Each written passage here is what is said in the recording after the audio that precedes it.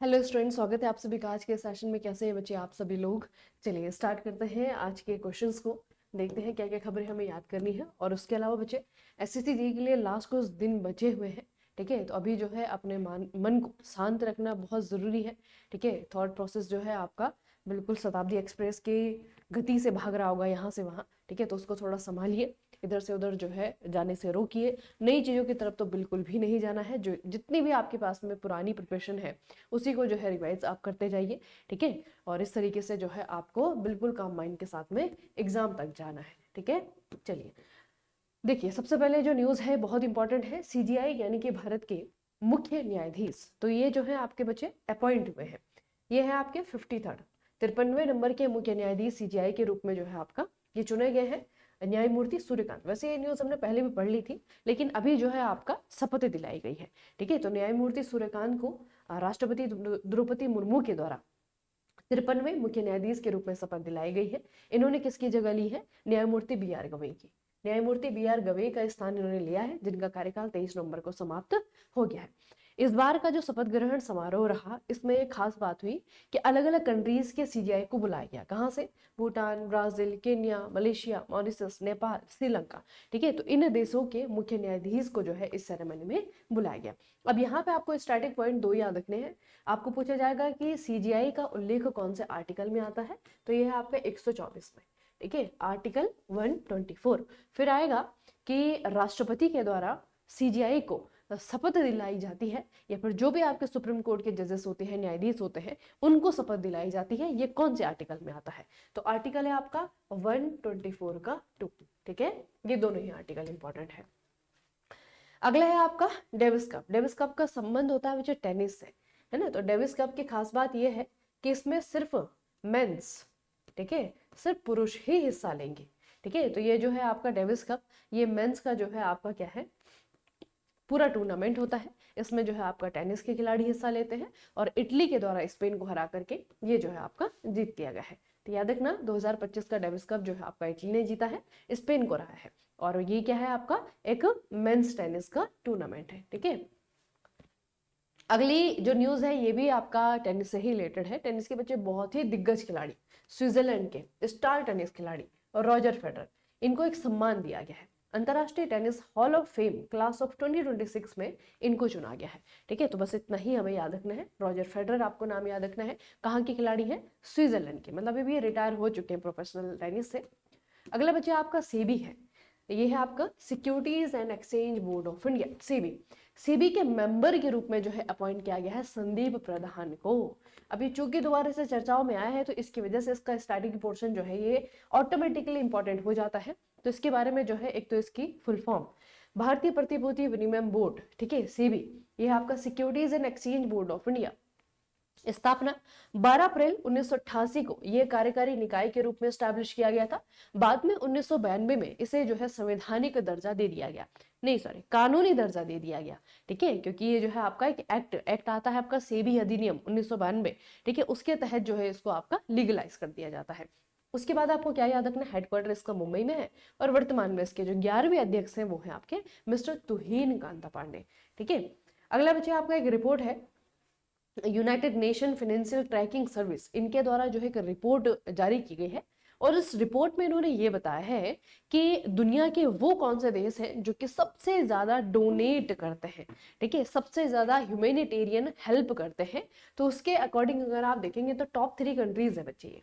ठीक है, संयुक्त राज्य अमेरिका पहले नंबर पे, यूरोपीय संघ दूसरे नंबर पे, और यूएई जो है आपका ये तीसरे नंबर पे है। तो इसी के बारे में थोड़ा सा ज्यादा चर्चा हुई है, क्योंकि अगर हम यूएई का डोनेशन देखेंगे, ह्यूमैनिटेरियन एड देखेंगे, तो बहुत ज्यादा जो है इस बार बड़ा है। लगभग 1.46 बिलियन का इन्होंने बच्चे दान कर दिया है। और इनका जो दिया हुआ पैसा है वो सबसे ज्यादा जो है आपका किसको मिला है? पैलेस्तीन को मिला है। ठीक है, और फिलिस्तीन को सबसे ज्यादा सहायता मिली है यूएई से। उसके बाद में जो आपका सूडान है, सीरिया है, यूक्रेन है, अफगानिस्तान है, लगभग वो देश है जिनको पैसे की जरूरत है, क्योंकि वहां पे लगातार संघर्ष चल रहा है। अगली न्यूज जो है आपका, ये है बच्चे आपका इंपॉर्टेंट न्यूज़ है, ऑब्ituary है, आप लोगों ने सुना होगा ये, है ना। तो अभी जो है आपका धर्मेंद्र बहुत ही सम्मानित, बहुत ही वेटरन, बहुत ही पुराने जो है आपके अभिनेता रहे, ठीक है, एक्टर रहे, और इनका हाल ही में जो है आपका निधन हो गया है। भारत सरकार ने इनको पद्म भूषण से भी सम्मानित किया हुआ है, ठीक है। कितने उम्र में हुआ है? 89 के साल में, ठीक है। ये आपके 89 साल के थे और इनका जो है देहांत हो गया है। वैसे तो अगर आप नेशनल मीडिया का कमाल देखेंगे तो उन्होंने पहले ही जो है इनका देहांत करवा दिया था, है ना। लेकिन अभी जो एक्चुअल न्यूज़ आई है बच्चे वो सच है, ठीक है। इनका जो है 89 साल की उम्र में देहांत हो गया है।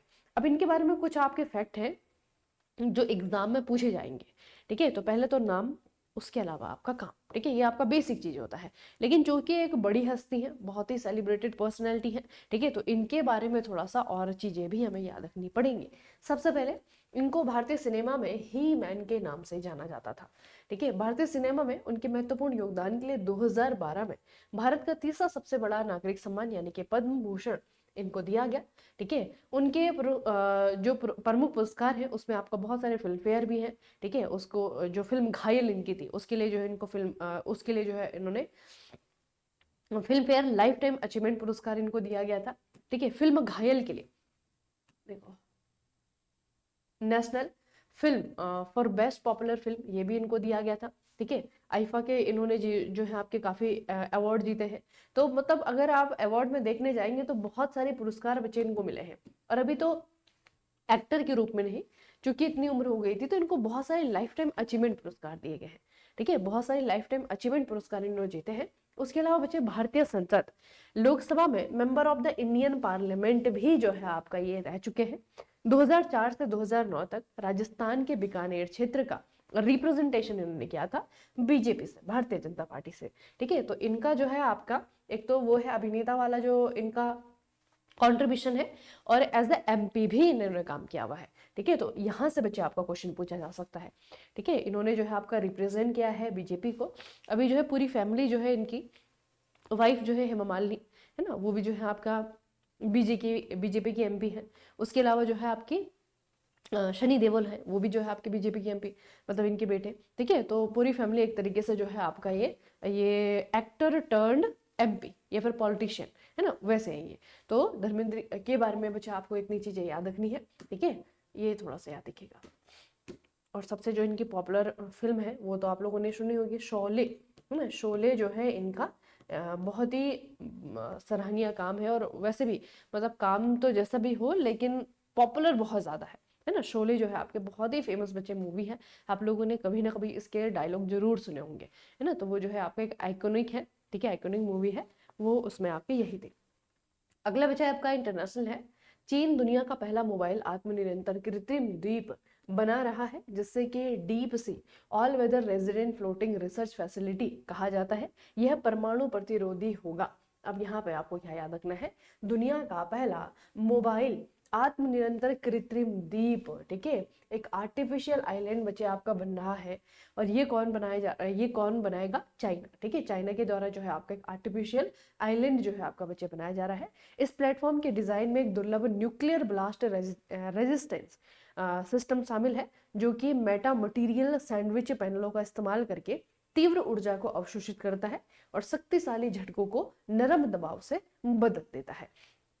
तो ये थोड़ा सा याद रखिएगा कि इस तरीके की टेक्नोलॉजी बच्चे इन्होंने डेवलप की हुई है। पूरा का पूरा जो है आपका एक आर्टिफिशियल आइलैंड है, अगर आप वो यहाँ पे देखेंगे तो सारी फैसिलिटीज जो है आपको यहाँ पे देखने को मिलेंगी, है ना। सब कुछ जो है यहाँ पे आपका रेजिडेंस भी है, यहाँ पे देखिए आपका हेलीकॉप्टर के लिए हेलीपैड भी बनाया हुआ है, ठीक है। तो पूरी की पूरी फैसिलिटी के साथ में जो है इन्होंने आर्टिफिशियल आइलैंड जो है आपका ये बना हुआ है, ठीक है। तो याद रखिएगा दुनिया का पहला मोबाइल आत्मनिरंतर कृत्रिम द्वीप जो है आपका ये बनाया गया है चाइना के द्वारा, ठीक है। चलिए आज का सेशन जो है आपका यहीं पे समाप्त होता है। दो बहुत इंपॉर्टेंट खबरें बच्चे हमने पढ़ी।